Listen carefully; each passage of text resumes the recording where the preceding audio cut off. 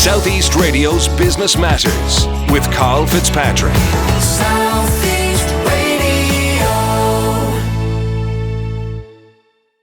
Now my final guest, Jacob Claflin from Cambrist, is fresh from claiming the Grand Prix accolade at the 2019 National Startup Awards, and he joins us now to tell us about his award-winning business. Jacob, before we discuss Cambrist and the service which it provides, provide us with an insight into your own background.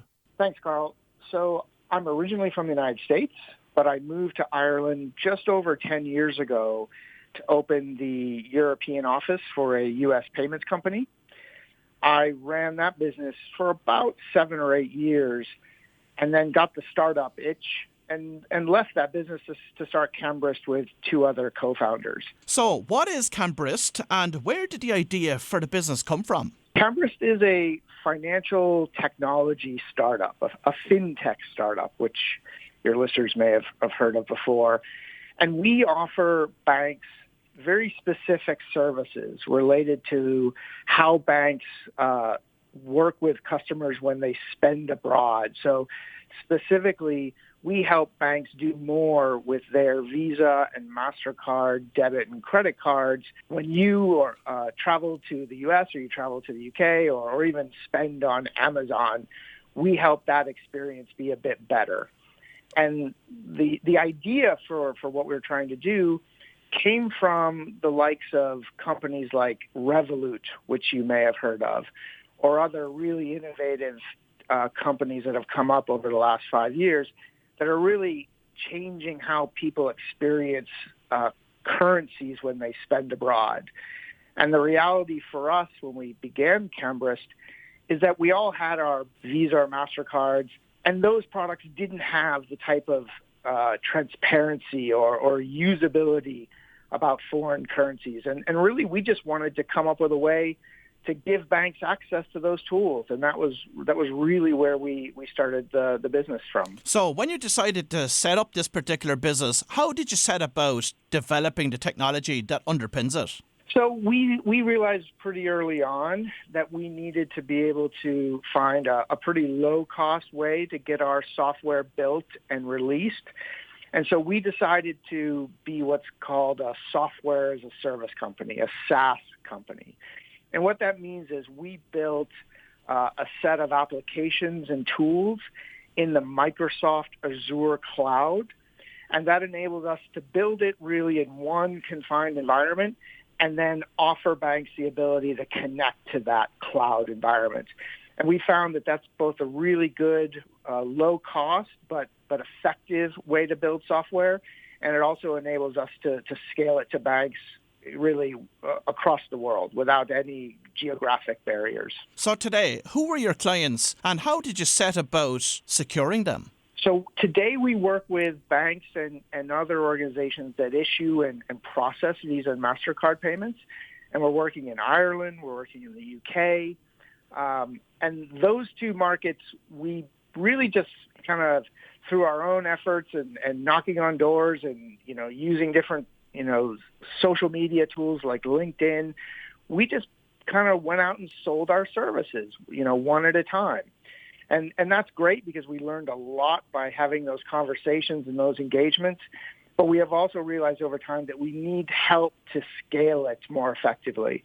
And so we've recently, actually, I guess it was over a year ago now, we established a really good partnership with a company you may have heard of called Fexco. And Fexco's a great Irish business. They have operations around the world. And we're working with Fexco to expand our scope of services to other markets that are harder for us to reach. And specifically, we're working with Fexco in South Africa, and we're expanding to other markets in Asia Pacific today. And what are the main benefits which Cambrist can deliver to both banks and the end user of these cards? So it's a really interesting market right now because companies like Revolut that I mentioned to you, they're really changing consumer experience about, how they can engage with currencies when they're traveling or spending abroad. In fact, Revolut recently announced that they have over 500,000 customers in Ireland. And that means that there's a really meaningful demand and impact for that type of innovation and service. And frankly, innovation for banks can be really challenging for a lot of reasons.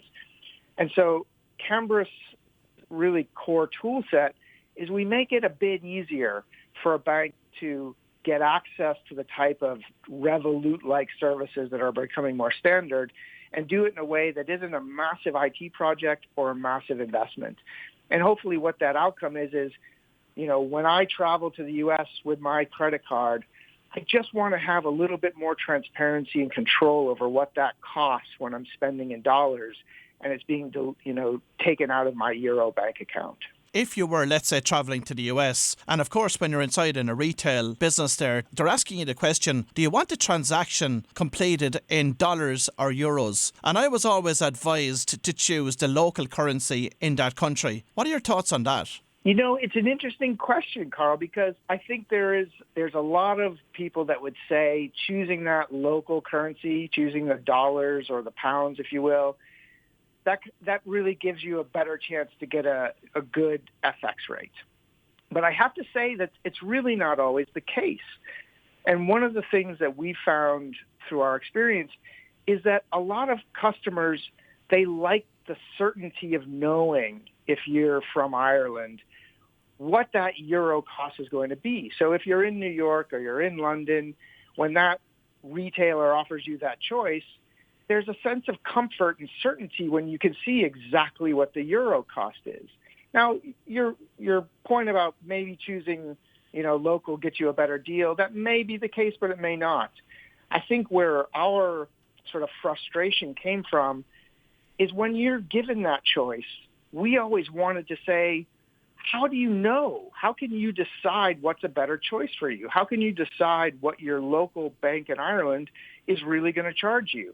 Today, that choice is really difficult, but through Cambrist services, we believe that choice is going to become more and more transparent for you. So if I'm a client of Cambrist, how do I have access to the information at a retail business overseas? If you have a card, a Visa or MasterCard, debit or credit card issued from one of the banks that works with us, then likely you'd have the ability to pull up your mobile app and check the FX rates that are available to you on the day to literally compare right at that moment exactly what that retailer is offering you versus what your bank is offering you.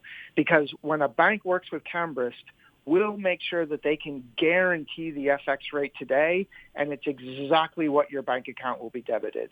And how do you make money as a company? So again, we're a SaaS technology business, and we work on what's called a processing commercial model. So for every euro that a customer spends that passes through our system as part of that FX management, we would get a really small, tiny commission of that. And really our whole business model is based on volume. So the more transactions, the more purchases customers do because they like the transparency of the service, the better our long-term revenue growth will be. And Jacob, is there many competitors for your company in the Irish market and even across Europe? It's an interesting question because the FX market, the foreign currency market, and the technology in that space is wildly competitive. It's amazing how many companies are active in that space, which is actually a good thing for us because we don't actually trade currencies, but we work with a variety of partners that do the actual FX. But for Cambrist, in terms of our unique proposition of being this middleware that enables a bank to access some tools, that's a really new space. And as of right now, we're in a really unique position that we're leading the market in that area. But frankly, there's a lot of opportunity, and we expect there to be much more competition in the next year or two. And on the basis of that competition, of course, there's a global market there that you can tap into. But what markets are you currently operating in? And do you have plans to expand into more territories as you grow? So we are very focused on international expansion. Today, we have clients in Ireland, the UK, and in Central and Eastern Europe, specifically in Romania. And those are all clients that we've built around our own direct sales and marketing. As I mentioned before, through our Fexco relationship, we're already expanding outside of Europe into South Africa, Australia, and other markets. And we are always looking for the right opportunity to look at the next market. Again, being an Irish-based business, we started day one looking internationally and will continue to do so. And will you require external funding to facilitate your international growth plans? In fact, very much so, Karl. When we began this business, for about the first 9 months, we bootstrapped. But we've subsequently raised seed capital through a combination of angel investors, very experienced payments industry angel investors. Enterprise Ireland has been a wonderful partner and investor in Cambrist so far.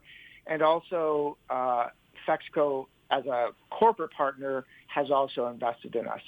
And that's been really critical to our ability to focus on our business development and our product development and all the things that it takes to be an international solution provider.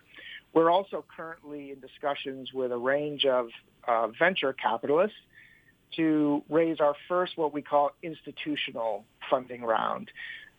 Sometimes that's called a Series A funding round. And we've really just started that process, but we're looking for the opportunity to raise that money next year to really help us scale the business internationally. And of course, Cambrist won the Grand Prix award at this year's National Startup Awards. But what did this win mean for the team at Cambrist? Karl, I have to say the win was a big surprise for us. We had applied and we knew we were shortlisted for both the fintech category and the broader opportunity to win overall. But frankly, we didn't think we had much of a shot. The competition in Ireland right now for startups in a range of industries is just remarkable and competitive. And so the recognition when we did win, first at the fintech, and then, we were all shocked at the overall. It's just a wonderful recognition of all the hard work and the team's passion for what we've put into the business so far. In real terms, what it means for us is it's great PR. It's great to get our profile just that much more present for our sales, for our conversations with prospective new team members as we're hiring, and even for our investors. It's just that extra bit of third-party recognition that means a lot. And Jacob, are you building this business to keep it or to sell it? It's one of those questions that I smile, Karl, when I'm asked that, because I feel like we've just started. We've been doing it for a couple of years, but we're still at such an early stage. And our focus is on building the business, building the team, and expanding our products and services.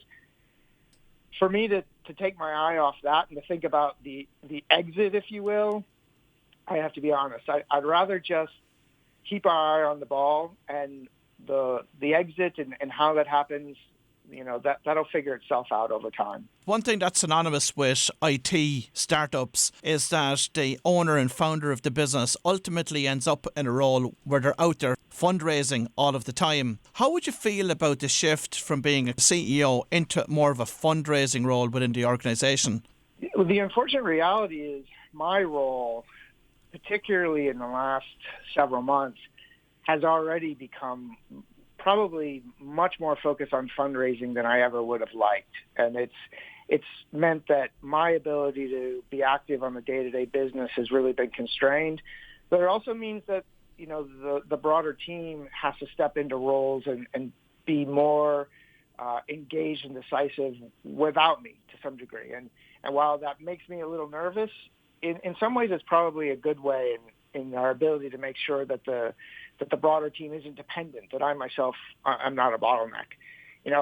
At the other side, Karl, I do look forward to the day when we're cash flow positive, when we're fully profitable, and where funding becomes an option to stimulate growth, but not a requirement to stay alive. And while we're not there yet, I think over the next 12 to 18 months we can get there. And then it really starts to get fun and exciting. And finally, Jacob, as an entrepreneur in the fintech space, what advice have you got for anybody listening to this morning's show that might have an interest in starting their own fintech business in the years ahead? I would say if you're looking at starting a fintech, just make sure that you're targeting an opportunity that's big enough, that doesn't have singular restrictions. It doesn't have the opportunity for a single regulator or for a single industry player to control your destiny. There's been some challenges for Cambrist along the way because we're in a very specific domain, and certain parties can really influence some of the things we want to do. So honestly, for anybody that is looking to go down this path, I'd make sure that those barriers to your own growth are as few and far between as possible. And I know that's a bit of a vague description, but really that's probably my core message. And then the details kind of follow from there. Well, if you've just tuned in, that was Jacob Claflin from Cambrist, and I would like to thank Jacob for sharing his startup success story with us this morning. Southeast Radio's Business Matters with Karl Fitzpatrick. South